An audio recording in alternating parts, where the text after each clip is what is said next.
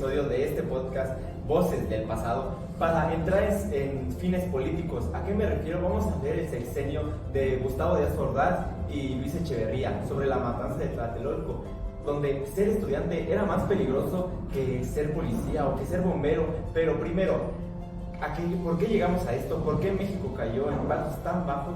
Contestaremos unas preguntas de vía Instagram para ver poco a poco cómo fuimos llegando a aquellos momentos, a aquellas matanzas, a aquellos desastres. Comencemos. Bueno, vamos a comenzar con las preguntas que nos hicieron vía Instagram y se las vamos a responder. Dani BR pregunta, ¿qué pasó antes de la matanza del 68? Yo a lo que sé y a lo que he visto, México antes de todo eso del 68 estaba experimentando un crecimiento político y económico, lo que hacía que el país no estuviera como tan adaptado a todas esas circunstancias. Conocido como el milagro mexicano, ¿cierto? Conocido como el milagro mexicano. Entonces, el milagro mexicano, lo que pasaba era que la concentración de poder estaba solo en unas manos y solo poquitos eran los privilegiados, no todos. Sí, porque realmente era una política de autoritarismo. El gobierno de Gustavo Díaz Ordaz era autoritario y represivo, con un control férreo sobre la sociedad y la política. La posición política era limitada y la libertad de expresión estaba pues prácticamente restringida, se puede decir. Y también lo que dices ahí estaba el PRI. En eso que dices estaba metido el PRI. Y también había protestas sobre que había médicos, había obreros, había maestros, de trabajadores. Estas desigualdades estaban muy impregnadas en la sociedad. Con sus limitaciones a sus derechos laborales y sindicales, vaya. Sí, pues también era visto este gobierno como muy corrupto y había mucho descontento de la población, lo mismo que la corrupción que había en ese entonces por el PRI. Sí, y a pesar de la represión, había movimientos sociales y políticos que estaban surgiendo, como el movimiento estudiantil, el movimiento obrero y el movimiento campesino. O sea, yo lo que digo, como después de todo esto, México cayó como en una polémica de todo eso de la represión hacia los estudiantes. ¿Por qué empezó todo esto? Pues porque ya era un año donde había mucha tensión entre la sociedad hacia el gobierno, porque eran demandas que no atendía el gobierno. Pues también todo esto se creó en el descontento que llevó al movimiento estudiantil. Vaya, simplemente fueron respuestas a la falta de libertad y de justicia y democracia en México. Prácticamente fue eso.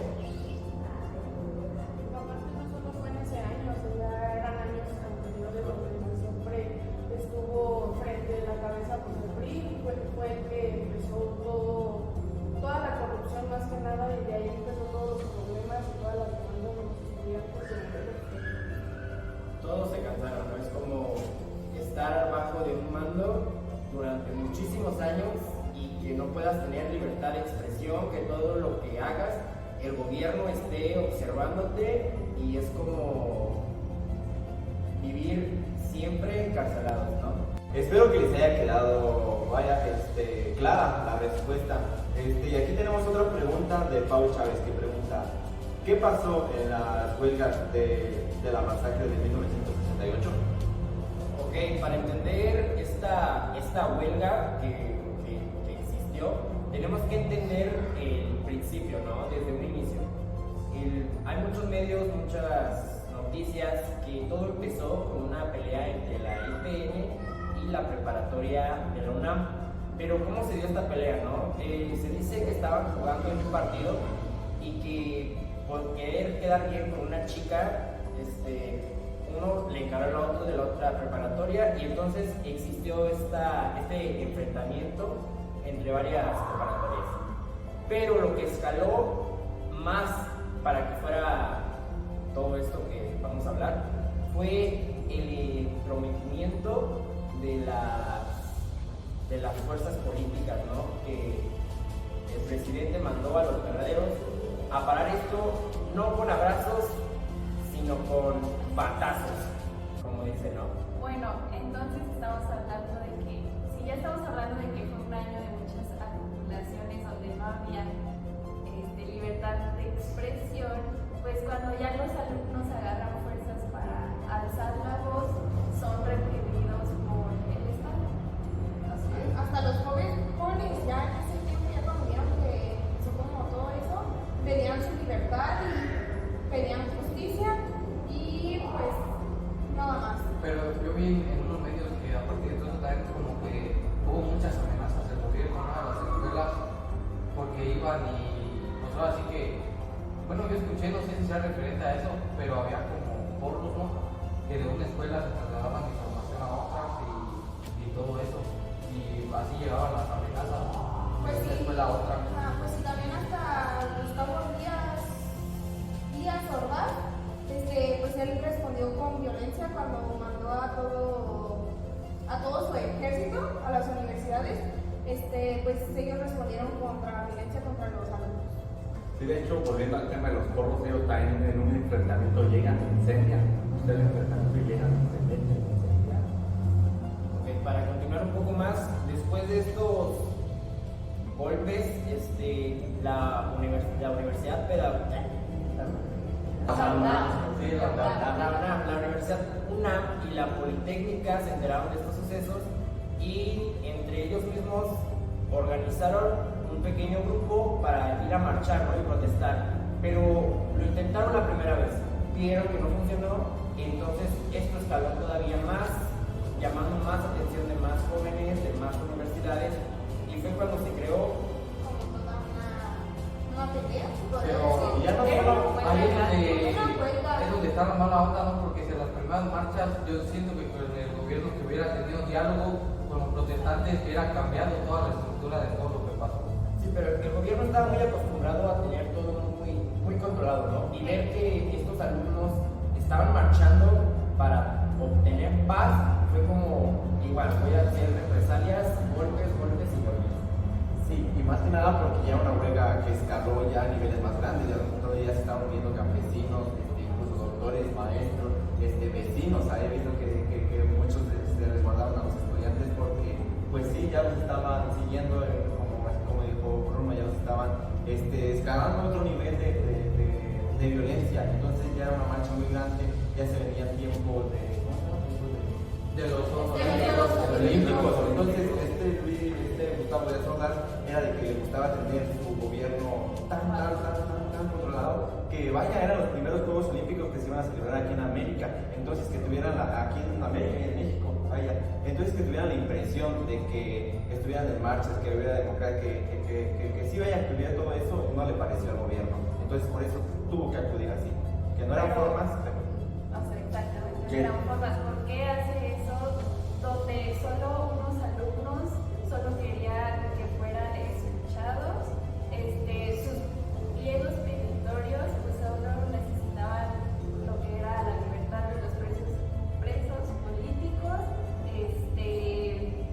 la desaparición de granaderos y la autonomía universitaria.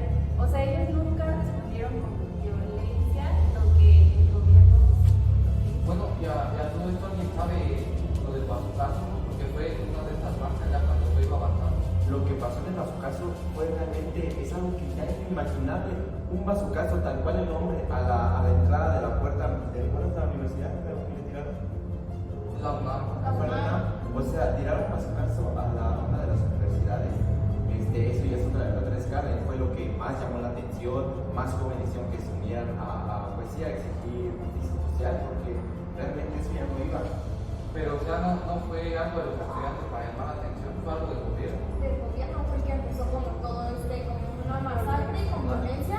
Empezó porque pues, los estudiantes no habían empezado así y el gobierno fue el que empezó con violencia y hacia los estudiantes. A querer más que nada. reprimirlos, Ajá. a que se callaran. Querían que estuviera el estado de paz para que cuando empezaran los Juegos Olímpicos, pues ya estuviera el México como si nada. Espero que les haya quedado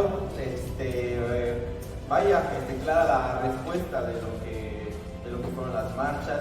Y ahora vamos a otra pregunta de Monse Juárez, que pregunta: ¿cuándo fue la masacre? ¿Qué sucedió? ¿Cómo pasó? Ok. Pues bueno, yo tenía entendido que empezó el 2 de octubre de 1968, que todo esto empezó en la Plaza de las Tres Culturas, que pues empezó a hacer como una matanza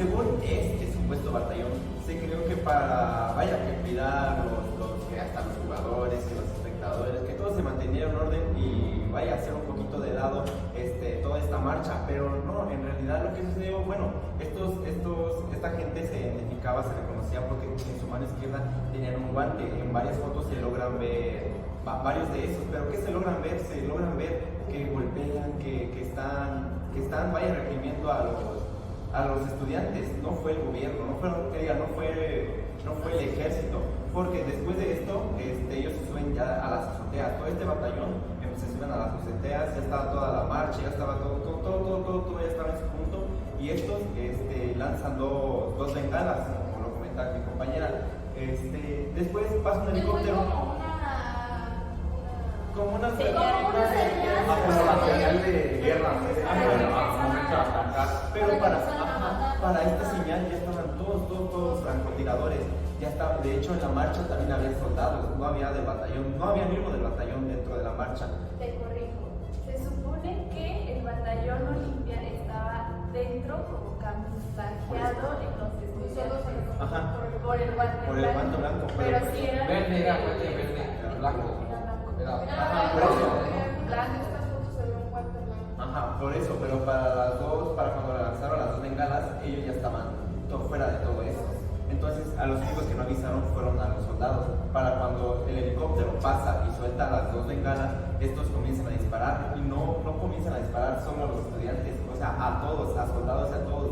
Y los soldados fue como ¿qué pasó? ¿Qué está haciendo? Se confundieron, ellos creyeron que los estudiantes mismos le estaban atacando a ellos mismos, que ellos comenzaron también a atacar. Fue como una batalla entre tres, vaya, para así decirlo. Pero eso todo fue causado por el gobierno, ¿no? Todo, detrás de todo esto está... Fue el gobierno todo el que hizo las matanzas y todo. Fue A el lo gobierno. que yo sé, se supone que ya después el gobierno negó el batallón Olimpia, dijo que no había sido, pero pues obviamente todo sale a la luz y se sabe que se Hay muchas personas, muchas fuentes que dicen que el que dio la autorización no fue el presidente que estaba, sino fue el que le va a seguir, que es Luis Echeverría, fue el que dio la autorización de ataque, ¿no? Y que fue lo que más, porque después va a ser presidente, pero ahorita lo vamos a abordar. Sí, también otra cosa es que todo esto comenzó a partir de las 6 de la tarde. Se dice que en la plaza había Tres caminos, ¿no? Ajá, en la plaza. No, había tres culturas, había entre 5.000 a 15.000 personas. Pero Y a las 6 de la tarde fue cuando comenzó toda la masacre. La se noche. dice que hubo demasiados heridos, pero entre los muertos total de 30 a 30 personas. Sí, eso dice. Pero eso Oiga, es que fue más. Ajá, el gobierno Porque dice que ellos fue... no eran estudiantes, eran amas de casa. Y aparte los secuestraban, no se los llevaban. Sí, también los secuestraban Y los tenían encerrados o golpeaban. Hubieron muertos desaparecidos también. Llegaban a rematarlos al hospital o los secuestraban. Esto mismo, el batallón Olimpia. Porque no sé si han visto la película de Rojo Amanecer, es casi lo mismo, o sea, hablan de lo mismo, pero hablan del lado de la familia y de los alumnos, porque casi siempre todos te hablan del lado del presidente o de la política. Y en esta película, más que nada, hablan porque lo estaban haciendo y cómo lo estaban viendo los papás, los hermanos, de cómo las familias escondían en las casas a los estudiantes heridos, y si los encontraban, no se llevaban solos a los estudiantes, o sea, a las personas que también los estaban escondiendo. Y se dice que muchas personas pues, ya no abrían su casa por miedo a las consecuencias que va a tener ellos y su familia. O sea, que es un caos total esta noche. Sí. Aquí solo podemos ver el gran poder que tiene el Estado hacia nosotros como sociedad. Como estudiantes. Lo que más impacta y lo que más duele es que precisamente Echeverría se siente orgulloso. Él dice que salvó al país, él dice que ha hecho lo correcto, vaya. Siguiente pregunta de Javier León Tobar, pregunta: ¿Qué pasó en el sexenio de Luis Echeverría? ¿Cómo llegó a la presidencia? Fue el sucesor de Díaz Ordaz, ¿no? Sí, pero para que Luis Echeverría se lavara las manos después de que le inculparan por esta tragedia que acabamos de hablar, tuvo que hacer varios movimientos, varios lavados, tuvo que visitar, y una de esas cosas fue que visitó la UNAM, propuso nuevas propuestas, se dio a conocer, ¿no?, de que iba a implementar una educación superior, iba a dar becas, se iba a dar a conocer, ¿no? Sí. Bueno, también creo y se enfocó en hacer más al sector educativo. Implementó más escuelas en zonas rurales, también dio más presupuesto a la UNAM, pero también siento que esto tenía como una contradicción, porque yo lo puedo ver como de que esto era un control ideológico para tener el control pues, en la sociedad. Te voy a interrumpir tantito. Todo esto ya lo hizo una vez que yo era presidencia. Cuando ganó las votaciones, propuso esto que mi compañera acá es. Aparte de que creó el Infonavit para los trabajadores, ¿no? De ahí todos creemos que el Infonavit actualmente sigue a la unidad, a eso es que él haya sido el creador, para lavarse las manos, para cumplir con todo eso que él había prometido el Infonavit, hizo que alzaran sus votos. Pero no todo es bien sobre Ojuela, en su sexenio, o sea, con él pues se vino el fin del milagro mexicano, la moneda mexicana fue la primera devaluación en su historia, o sea, no fue muy bien que digamos. Es que lo que tenía era, según se podría disfrazar como beneficios, pero eran muchas contradicciones. O sea, él quería seguir teniendo el control tanto en la población y pues, o sea, con lo del Infonavit estamos hablando de que tiene control contra los trabajadores, contra escuelas, contra estudiantes, o sea. Pero no quería que lo vieran como controlador, o sea, lo quería ver como, ahora sí es bueno, porque estuvo dando y estaba dando, y no lo quería ver como el que había provocado todo lo anterior. Quería que se olvidaran más que nada con lo que él estaba dando y con lo que estaba promoviéndoles a la sociedad, no más que nada. Pero yo tengo una pregunta que quiero que todos me la puedan responder. ¿Qué hizo el presidente para la educación? ¿Cómo es que México avanzó en la educación durante su sexenio? Muy buena pregunta. Pues creó también en su sexenio, se creó una universidad que fue la Universidad Autónoma Metropolitana en el año 1974. Eso fue a superior, ¿no? A educación superior. Ajá, educación superior. ¿Alguien me puede decir qué hizo para la educación básica? Pues bueno, yo no sé si sea lo correcto lo que te estoy contestando, pero como ustedes lo dijeron al principio, no es lo que trataba de hacer, era dar muchas becas, muchas ayudas. No sé si después de la devaluación pues, todavía siguió, pero no sé si también cooperó en infraestructura. Yo por lo que tengo entendido, él lo que hizo para la educación básica fue la implementación de nuevas escuelas, tanto en zonas rurales como en zonas certificadas. Promovió más la educación participativa y que los niños, la alfabetización, perdón. Pero a lo que se sabe, creo que esto nada más llevó a no sé si se dice dicho filosófico, pero que solo era aprender por aprender. O sea, realmente no se enfocaba en lo que realmente. Ajá, solo era disfrazado. Es que se centró mucho en poner muchas escuelas, pero de nada te sirve poner una escuela si no vas a tener maestros bien capacitados, ¿sabes? O como pues saber qué aprender, porque nada más como que ellos pues les ponían así como que pues que ya como que pues sí les enseñaban lo que sea, con tal de que los tuvieran ahí, con tal de que pues según esto aprendieran algo, pero pues no era como que así. También creó instituciones para los maestros, supongo. O sea, para que los maestros estuvieran capacitados. Pero sin embargo, a pesar de todos estos esfuerzos, la educación en México sigue estando, pues vaya, sigue enfrentando desafíos, sigue estando muy mala, pero aún así todo esto en su tiempo, pues vaya, se le cumplió ganar con todo esto. Que sigue siendo un problema actualmente, sí, que lo utilizó para ganar también. Igual quiero mencionar que para la educación media superior fue lo mismo que en la básica y en la superior. Igual hizo más escuela, más cobertura para que pudieran tener buena educación, por así decirlo, más alcance. Ya veo cómo estaban creciendo los jóvenes, más demanda, esta demanda de los jóvenes. Yo donde tengo la duda, bueno, no sé, sino como el resentimiento, tal vez se podría decir, después de todo lo que les hizo a los estudiantes universitarios, los ayudó. O sea, Pues pero como los que estudiantes quería, hicieron. como que quería apoyarlos con becas y con eso, pero nunca, como que nunca enfrentó las consecuencias. Ajá. Antes de eso te planteo otra pregunta.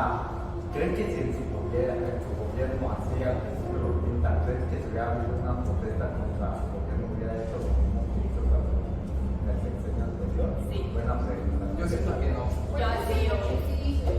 Porque fue Porque aquí vamos a entrar a Otro otro tema. tema. Entonces estamos hablando de que, o sea, lo mismo, fue una contradicción del gobierno de Luis Echeverría. O sea, él entró con un discurso súper diferente y otra vez volvió a lo mismo, a una represión estudiantil. Y lo peor es que nunca fue condenado. No, hasta 2006, que fue cuando fue condenado, pero no le encontraron cargos y fue liberado. O Ay, algo así, pero no. sí entró a la cárcel algo así. Gracias a Dios, en el 2022 murió.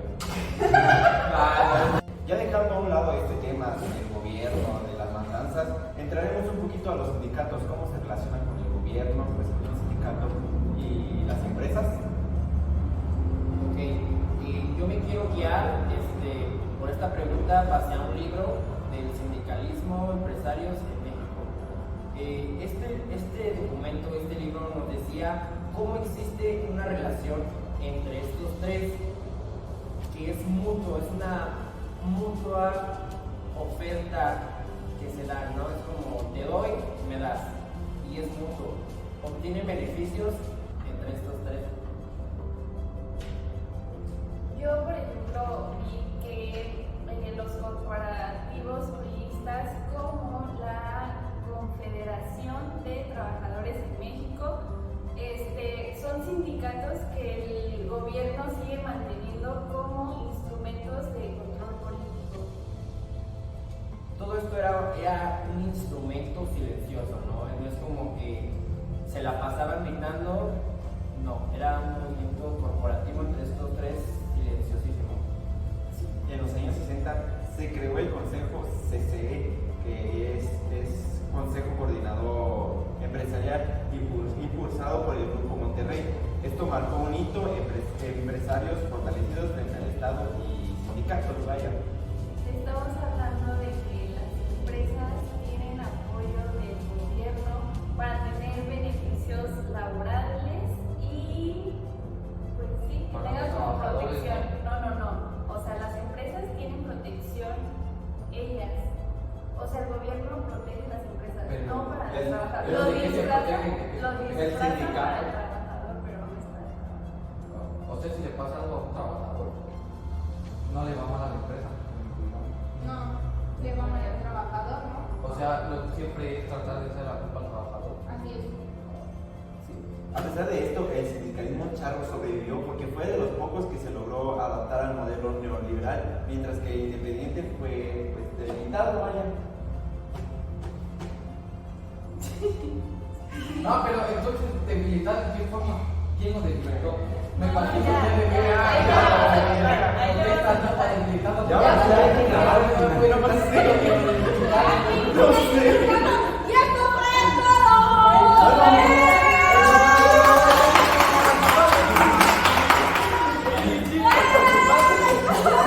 Pero